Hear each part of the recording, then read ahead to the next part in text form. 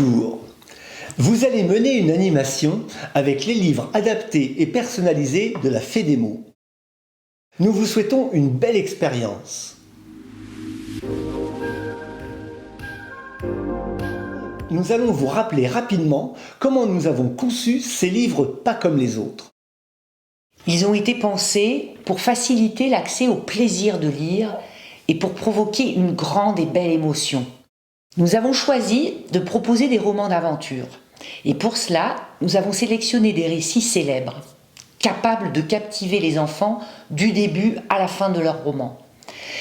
Nous avons réécrit entièrement ces histoires avec une charte précise qui permet aux enfants de mieux comprendre ce qu'ils lisent.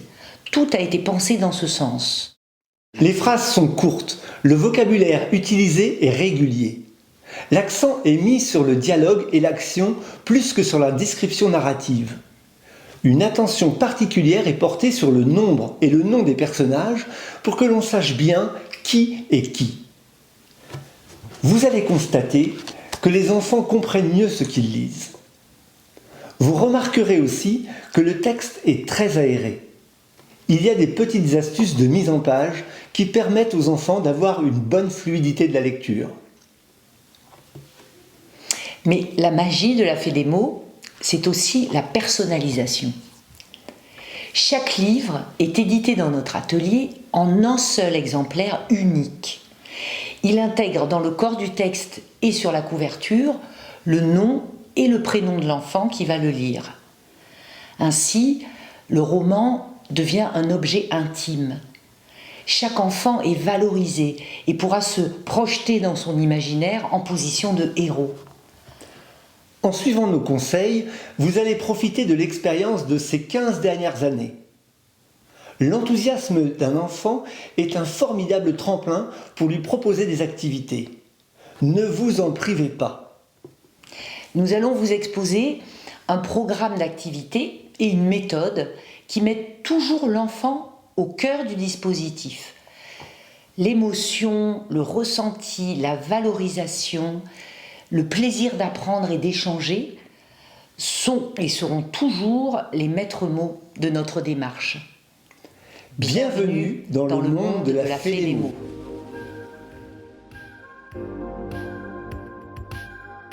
Le rituel du cadeau est un moment très important. Optimisez-le. Pour vous faciliter la distribution et mettre l'objet livre en valeur, chaque roman est livré dans une pochette cadeau colorée avec le nom et le prénom de l'enfant. Assurez-vous au préalable que vous avez bien tous les livres et préparez soigneusement ce moment plein d'émotions. Vous pouvez dire aux enfants qu'ils vont recevoir un cadeau, mais n'en dites pas plus. Savourez le suspense et jouez avec l'effet de surprise. Souvenez-vous quand vous aviez une dizaine d'années et qu'un adulte vous offrait un cadeau personnel, s'il avait la bonne idée de croiser votre regard avec bienveillance et qu'en plus il ajoutait une petite phrase pleine de respect et d'encouragement, votre cœur devait battre bien fort. Souvenez-vous de l'impact émotionnel que cela pouvait provoquer en vous. C'est exactement l'effet recherché avec ce rituel du cadeau. N'hésitez pas à mettre en scène l'événement. Si possible, organisez un goûter pour ajouter un côté festif.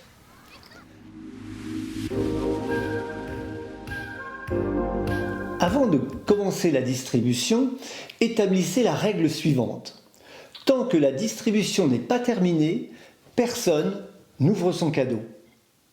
Cela vous évitera d'avoir à gérer le décalage entre les enfants qui attendent leur tour et ceux qui découvrent leur livre personnalisé.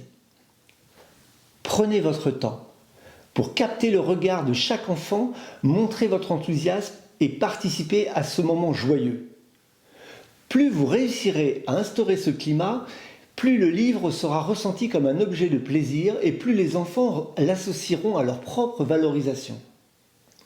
Lorsque les enfants ont eu tous leurs cadeaux et qu'ils l'ont en main, donnez le feu vert pour l'ouverture. Vous pouvez même lancer un petit compte à rebours. 5, 4, 3, 2, 1, ouverture. Partagez l'enthousiasme des enfants, mais laissez-les découvrir par eux-mêmes de quoi il s'agit. Profitez au maximum de leur réaction. C'est un vrai moment de bonheur. Il est primordial de laisser les enfants s'approprier leurs livres. Ne parlez pas de programme, ni même de jeu, ou encore moins de travail ou d'activité. Il est préférable de laisser chacun plonger dans son aventure sans autre préoccupation que de découvrir ce qui va lui arriver. Une fois que l'émotion est un peu retombée, demandez le silence et instaurez cette seconde règle. Chacun peut lire à son rythme. Attention, ceux qui lisent le plus vite s'engagent à ne pas dévoiler l'histoire aux autres pour les laisser découvrir leur aventure. Demandez ensuite l'adhésion de cette règle et réclamez un oui collectif et enthousiaste.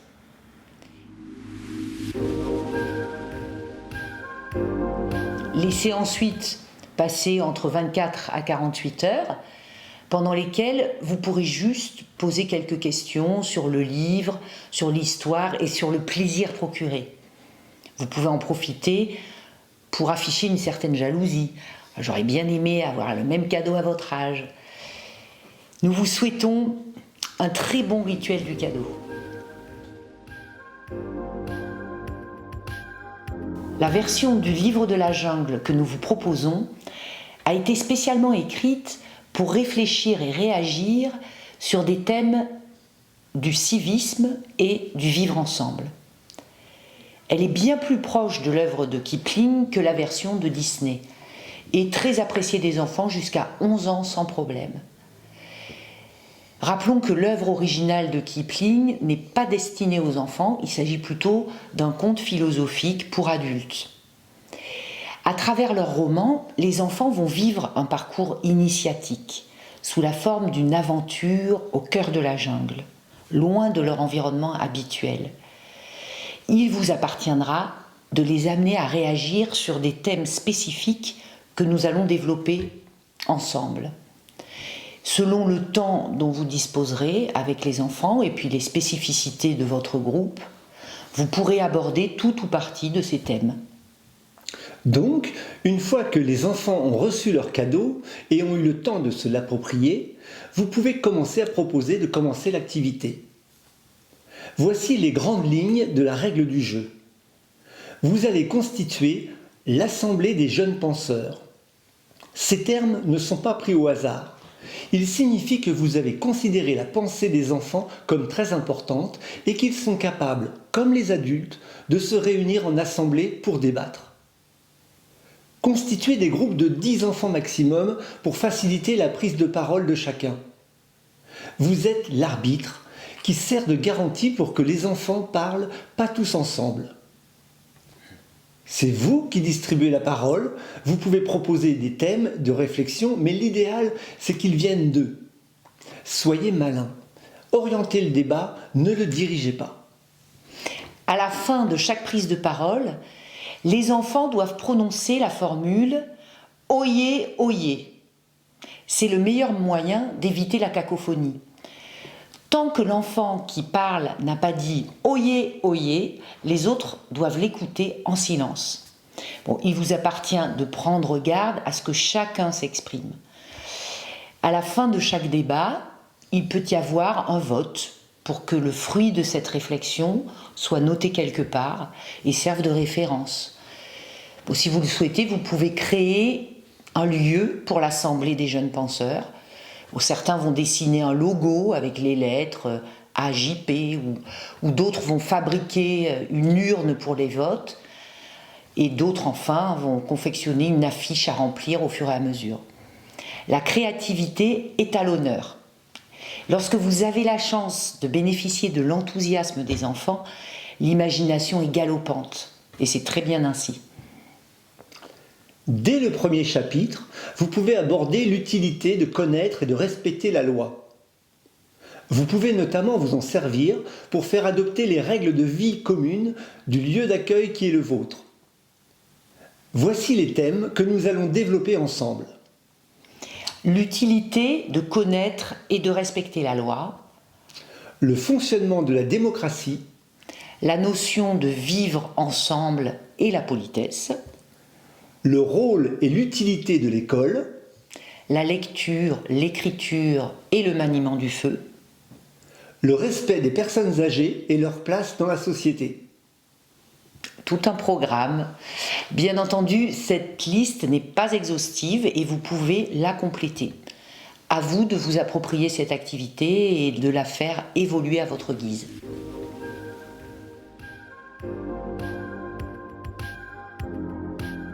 La loi de la jungle est comme notre loi. Elle existe pour permettre à chacun d'entre nous de vivre en harmonie avec les autres. La loi est faite pour que les plus forts et les plus faibles puissent vivre ensemble sans que ce soit toujours les plus forts qui aient raison. Dès le premier chapitre, le tigre Shere Khan ne respecte pas la loi qui dit qu'il est interdit de chasser n'importe où et surtout de chasser un petit homme. Pourquoi cette loi existe-t-elle ?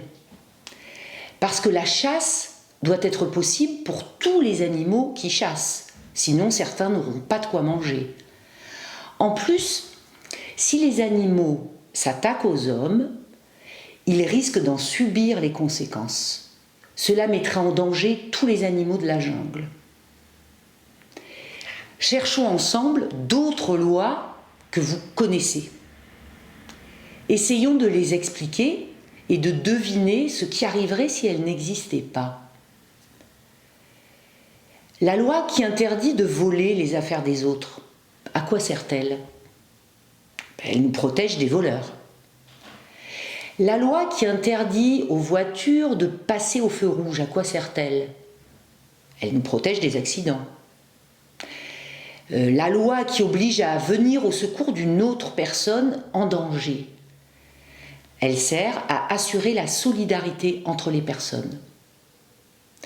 Vous pouvez ici aborder la question du harcèlement.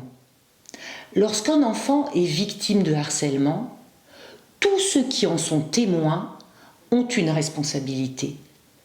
Il faut qu'ils agissent et s'ils ne peuvent pas, eh bien, s'ils n'arrivent pas à intervenir parce que ils n'en ont pas la force ou pas les moyens, il faut qu'ils avertissent les adultes.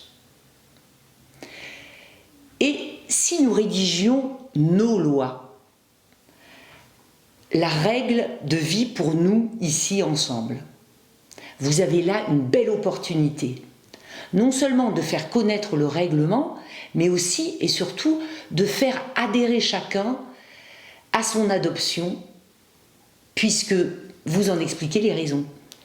Vous pouvez aussi faire adopter des gages pour ceux qui ne respectent pas les règles, mais attention, il s'agit d'un jeu. Les gages doivent être acceptables et si possible drôles, sans jamais être humiliants. N'oublions pas que le souvenir de cette expérience doit être la bonne humeur et le bonheur du vivre ensemble, lorsque des règles sont comprises et acceptées de tous et qu'elles sont respectées.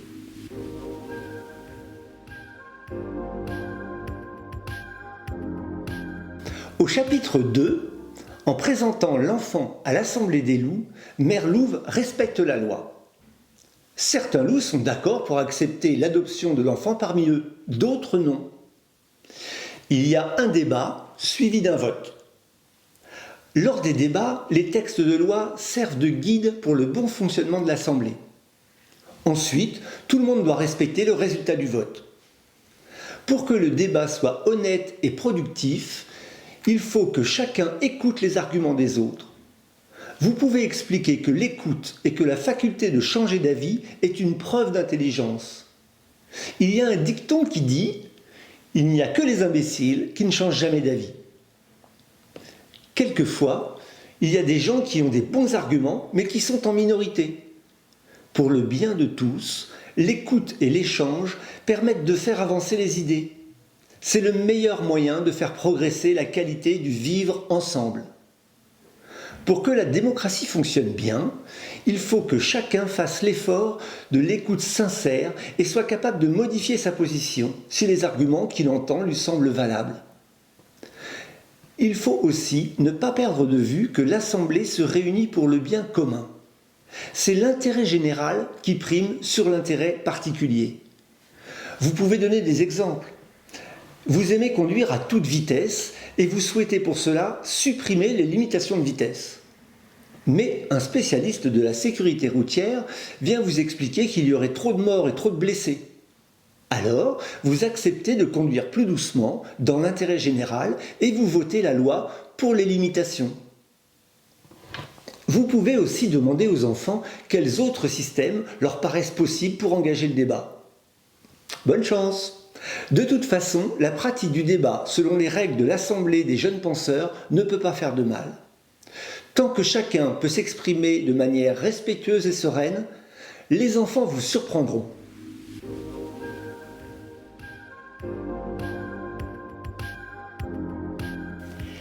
Dans leur parcours initiatique, les enfants vont apprendre, grâce à Balou et Bagheera, le langage et le mode de vie du vautour, du serpent et des abeilles. De cette manière, l'enfant va se faire plein d'amis, car il respecte chaque mode de vie. Tous ces animaux ont un point commun. Ils respectent tous la loi de la jungle. C'est la condition pour que la vie en commun soit possible et heureuse. Le fait de pouvoir se parler et communiquer entre individus de cultures et de langues différentes est un avantage et même une richesse. Apprendre le langage des autres permet de les comprendre, mais aussi d'être apprécié d'eux. Lorsque le vautour entend l'appel de l'enfant qui est dans une position délicate, il a envie de l'aider, car il est flatté de voir que l'enfant fait l'effort de parler sa langue et d'y ajouter la bonne formule de politesse. Les abeilles ne vont pas le piquer et lui autorisent l'accès au miel pour les mêmes raisons. Les formules de politesse sont comme des formules magiques. Elles montrent le respect et font plaisir à ceux qui les reçoivent. Lorsque je souhaite devenir l'ami d'une personne, je m'applique à lui montrer de la considération. C'est exactement le rôle de la politesse. L'Assemblée des jeunes penseurs peut débattre sur l'utilité de la politesse et s'amuser à employer des formules de politesse courantes. Les enfants pourront constater par eux-mêmes qu'elles font plaisir à entendre et ne sont pas si ringardes que ça. Un simple merci est amplifié lorsqu'il est suivi du prénom de la personne à qui il est adressé. Faites le test et même faites-en un jeu. Tout le monde est gagnant avec un langage approprié, des attentions polies. Les paroles risquent moins de faire mal.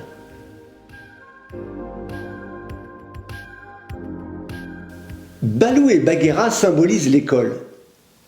Ils vont apprendre à l'enfant tout ce qui est nécessaire pour vivre dans la jungle.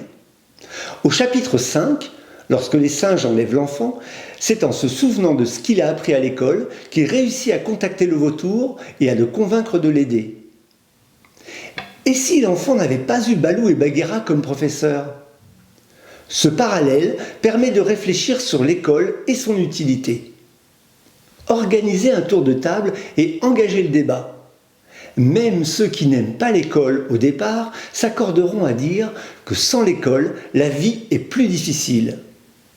Vous pouvez argumenter. Quelquefois, on utilise quelque chose appris à l'école sans même s'en rendre compte. Exemple, je choisis un pot de confiture ou une boîte de biscuits, heureusement que je sais lire. Il existe des pays où les enfants n'ont pas la chance d'avoir accès à l'école. Bizarrement, ils veulent tous y aller et nous envient, nous, qui avons l'école obligatoire pour tous les enfants. Quel est le métier que l'on peut exercer sans avoir été à l'école ? Pratiquement aucun. Oui, l'école est une chance.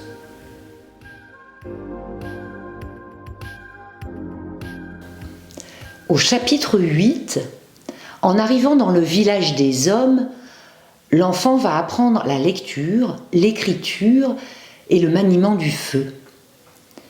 C'est l'occasion d'engager le débat sur la différence fondamentale entre les humains et les autres animaux.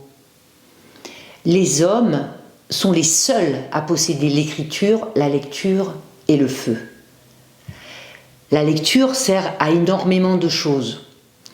les premières traces d'écriture datent de 5000 ans. Et c'est grâce à l'écriture que les humains, de génération en génération, se sont transmis le savoir et l'ont fait grandir. La frontière entre la préhistoire et l'histoire, c'est l'écriture. Il y a la lecture-écriture utile et pratique pour s'orienter, se documenter, laisser un message. Il y a la lecture-écriture enrichissante pour apprendre toutes sortes de choses sur les planètes, les plantes, les dinosaures, la géographie, l'histoire et n'importe quel sujet. Et il y a la lecture-écriture plaisir qui permet l'évasion, le rêve, l'imaginaire. Vous pouvez organiser un tour de parole pour que chacun exprime ce qu'il ressent en lisant son roman. La prise de conscience du plaisir de lire sera ancrée plus profondément si elle est exprimée. Si l'un des enfants n'a pas accroché, car le 100% de réussite n'existe pas dans notre domaine, faites en sorte qu'il ne soit pas moqué, mais encouragé. Ce n'est pas grave, car son livre lui appartient, il aura tout le temps de le lire plus tard lorsqu'il en aura envie. Enfin, la maîtrise du feu permet aussi une évolution phénoménale pour l'humanité. La cuisson des aliments, la confection d'outils, la fonte du métal. Aujourd'hui, sans nous en rendre compte, presque tout ce qui nous entoure est issu de ce progrès phénoménal qu'a été la maîtrise du feu. Mais cela représente aussi une grosse responsabilité de l'humanité vis-à-vis du reste du monde. Vous pouvez ainsi aborder le thème de l'écologie.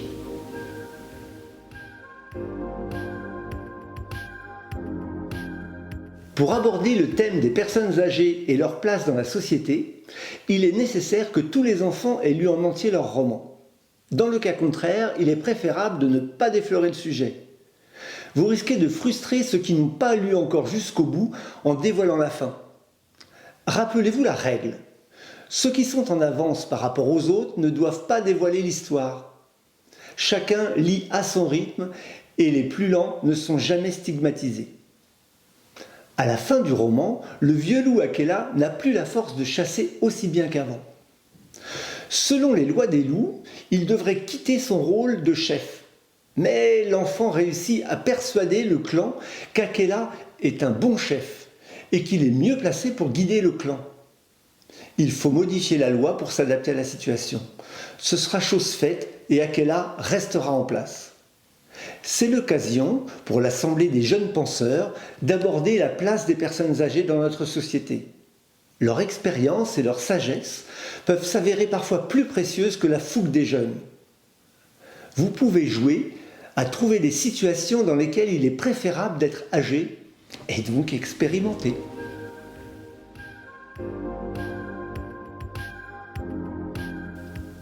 Voilà, c'est maintenant à vous de jouer. Encore une fois, vous pouvez prendre tout ou partie du programme que nous vous avons préparé. Vous pouvez aussi inventer, innover avec les enfants. L'essentiel est de faire ressentir que la lecture est une source de plaisir et d'évasion. C'est aussi un moyen formidable de vivre une aventure. Ce parcours initiatique au cœur de la jungle restera pour eux comme pour vous un souvenir plein d'émotions. Nous vous souhaitons une belle expérience humaine, culturelle et créative.